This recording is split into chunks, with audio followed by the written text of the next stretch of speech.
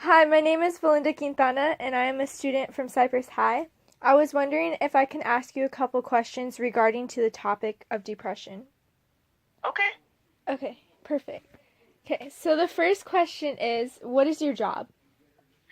So my name is Stephanie Gallegos, and I'm a psychiatric social worker with the Department of Mental Health. And I work specifically under the Emergency Outreach Bureau. And I work with the law enforcement mental evaluation teams. And what we do, a little bit about what we do is I'm actually assigned to 4 cities in the San Gabriel Valley area, West San Gabriel Valley, out of the cities of Arcadia, Monrovia, Irwindale, and South Pasadena. And I partner as a social worker with law enforcement officers to respond to any emergency, critical mental health crisis in the community, to try to see if we can provide individuals involved in this crisis with any services, with assistance in getting seen or transported to a psychiatric facility. We also conduct follow-ups following contact with clients that we make contact with in the community. So it's to provide that service to anybody who may be having a mental health crisis or has a history of mental illness, and we want to make sure to provide those services to them. That's cool.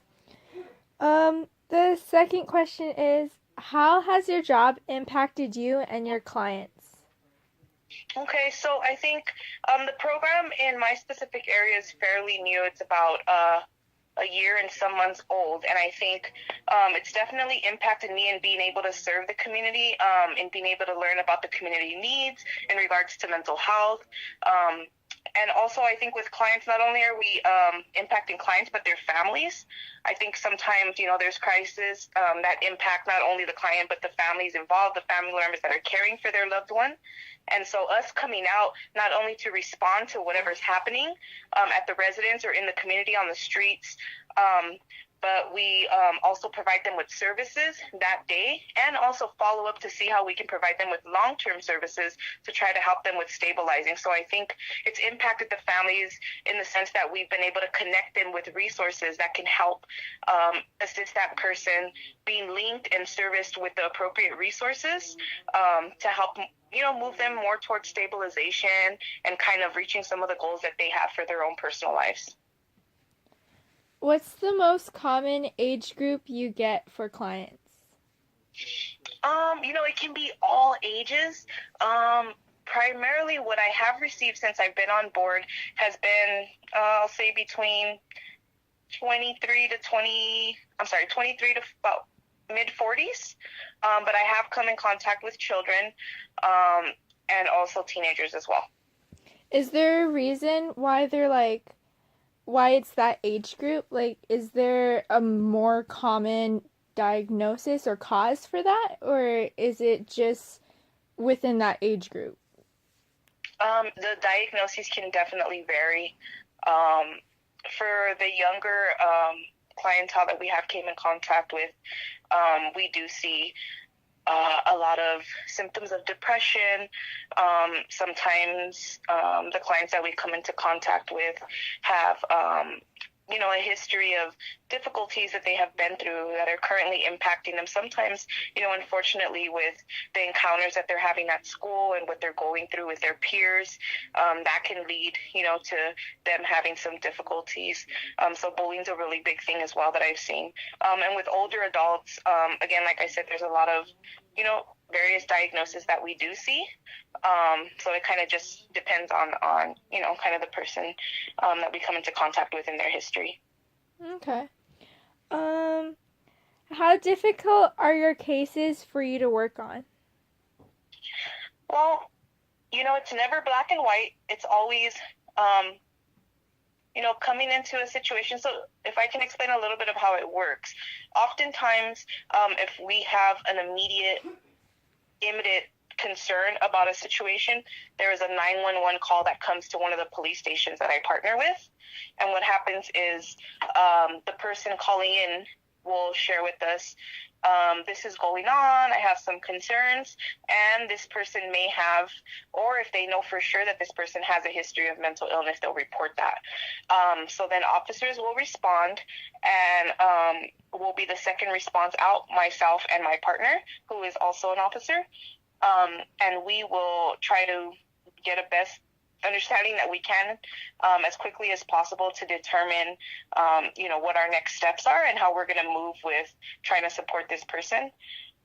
So it can be difficult in that sense to try to gather all the pieces from the family, from the actual client, from all parties involved.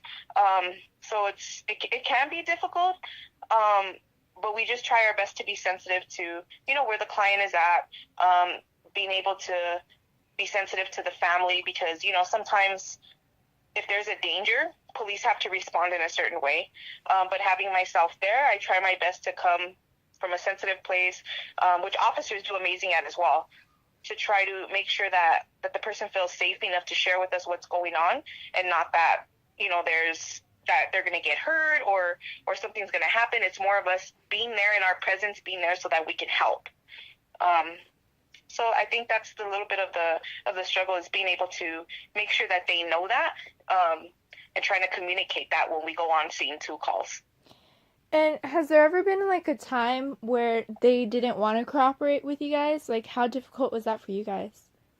Yeah, unfortunately there has been, and sometimes, if there's a safety concern when someone is combative or maybe they're having a difficult time with cooperating, they're just not in the place that they want to cooperate or engage with us, so then the officers will go ahead and take lead on that, and usually they're a little more responsive to them once they let them know kind of that they're taking lead and going to have to have them sit down or respond or take some time out so we can kind of move forward to understand how we can help them. Okay. Have you ever took any of your cases personal, or has there been ever a time where like you took one case really hard? I wouldn't say personal, but I think, I will have to admit that when we do come in contact with young kids who, teenagers or even younger than that, who are experiencing suicidal thoughts, depression, it can be very difficult, to kind of encounter that and hear their struggle. And I think it's hard to hear anybody struggle that's going through, that kind of thing. But especially for kids, I think it's definitely really, really challenging, and and on any call, you want to try your best to support that person. But just knowing that a little one is being triggered by peers who are, bullying them. And we've just seen some of that lately. So it's really difficult to hear that that's, going on, and how impactful that can be on such a young person's life. And it's very concerning. And I think that it's definitely something that has, been challenging for me to kind of see and work with. Mm-hmm. What would be your advice for teens or kids that aren't able to get help for their depression? Okay. So when you say can't get help, is that mean they don't know where to get help, or? That, or they don't have any connections. Like, if, Okay. for instance, like they can't call, or they don't feel comfortable talking to people about it, where they're just stuck. Okay. Well, I think to start off with, I would definitely want to talk to them a little bit more about what they feel might be getting in the way, like what barriers or challenges are you facing to be able to get the help that maybe you feel like you want or need. And sometimes, it's a matter of educating about the resources that are out there in the community. Sometimes it can be a cultural kind of challenge. Sometimes there's a lot of stigma attached to like how people think and feel about mental health, how people think and feel about depression, and things like that. And so I would want to talk to that young person about the challenges that they're facing, and try my best to offer as much education to inform them that at every school there should be someone that you can go to at all times to talk to, even to just start that conversation, that there's community clinics in every community, every community you can look up. There's actually a Department of Mental Health Access Center that can look up the closest clinic in your community. Is that Sorry, for? not every, but there's clinics around that provide mental health services, and I can give you that information. Also, if there's a challenge with, sometimes there can be times where people feel uncomfortable sharing with their parents or their family or their friends. They feel, different types of feelings about what they're going through and may not be open to sharing. So sometimes trying to understand, what's getting in the way. How can we get you some support to let them know that they're not alone? So there's a bunch of different resources that I would definitely want to explore with them. But first, I think would be most important is what's getting in the way, so that we can better understand their experience and what they're going through. And I think also with depression, depression has many faces, so there can be different kinds of symptoms. There can be different kinds of experiences for people. So also letting them know about, sometimes people are interested in calling hotlines, support lines, there's teen lines, peer lines, and providing that young person with as much resources and information as possible, and also just following up with them to make sure that they're getting connected. Mm-hmm. What you meant by the communities, do you mean like they have that for every city? So it's not in every city, but it serves every city. For example, in West San Gabriel Valley, so there is a mental health clinic called the Arcadia Mental Health Clinic, and it's probably the closest to that area. And so what happens is individuals who are interested in services, they can be therapy services, psychiatric services for medication. They want to be seen by a psychiatrist, a psychologist, a therapist. They can walk into this clinic and request those services, and then they'll get them linked up. There's also outreach teams within the Department of Mental Health. There's a bunch of different programs that meet the needs. So it's about getting an assessment and getting linked to those services. And there's also not only just the Department of Mental Health clinics, but there's also other clinics in different parts of Los Angeles that also provide these services. Sometimes there's teams that go out and provide services at the individual school, at their home. They partner with their family. So there's definitely, we want to take into account what the needs are of the client, and then kind of understand what the best resource is for them, and that's how we link them up. What would be your best resource, like, to help them? Yeah, it kind of depends. I mean, I come across, individuals who are interested in speaking to, just kind of say, I need somebody to talk to. And then kind of exploring with them, okay, a lot of times, unfortunately, it's about insurance as well. Sometimes people have different types of insurance, so they qualify for different resources. So we'll have to definitely take that into account. But emergency services are available. So I don't know if I have, the right answer to the best service, but I think there's different things that work for different people. So I think it's a conversation to have with that person, and making sure that we can link them with services or with resources that they can be able to get linked to begin receiving, like I said, the assessment process, and so they can determine what best services fit with their needs. Yeah. Okay, well. And there's also, I'm sorry, I was going to share with you too. There's also an organization called NAMI, and it's the National Alliance on Mental Illness.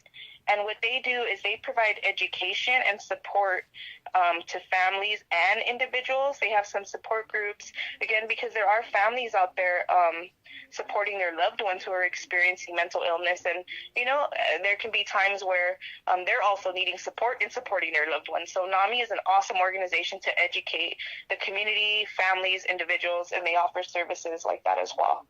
Do you know the location? Yes, so there's one in San Gabriel Valley. Uh-huh. And I can provide you with that number and address as well. Okay. That's all right. Perfect. So this is NAMI, NAMI, San Gabriel Valley, and the number is 626 577 6697. Okay. And their address is 2550 East Foothill Boulevard, Suite 135, and that's in Pasadena, California, 91107. So similar to the mental health clinics that I was sharing with you, there's NAMI is is, I believe it's nationwide actually. Oh, Um, wow. Okay. yeah, so there's different offices. And also the website is www.nami.org. Perfect. Thank you. Yeah. And then one more, another resource that's really awesome is the Los Angeles Department of Mental Health Access Center. And this is an access center that's available 24 hours, 7 days a week, 365 days a year. And what they do is, if an individual is interested in services and they're not familiar with the services in their area, and I'm calling because I want mental health services, but I don't know where to go, they can call this access center, provide them. They're going to ask them, a couple of questions, get some information from them, maybe look up their zip code, try to find them the closest resources in their area. But also, if there is a family member who has some concerns about one of their loved ones who is experiencing a mental health crisis, and they want to request a crisis team to come out to the home to evaluate, to determine if this person needs further care, needs to be further evaluated, needs to go to the hospital, needs resources, they kind of go out to determine that. They do the evaluation at the home or the school or wherever it is. So this access center has a lot of different resources that people can request as well. And I can go ahead and provide you. And this is all LA County. Okay. Okay, so their number is 800-854-7771. So, the DMH Access Center you can access 24/7. Like I said, if you're interested in any resources, I always like letting people know that if they have any questions about resources in their area, they can always contact that number. Okay. And those are the two resources that I had for you today. But again, they have many, many more education at NAMI and also resources at Department of Mental Health. Thank you for providing that. Yeah, you're very welcome. So it looks like that's it for the interview. So thank you, Stephanie, for your time. I really appreciate it and all that you do to help everyone out there with depression. You're very, very welcome.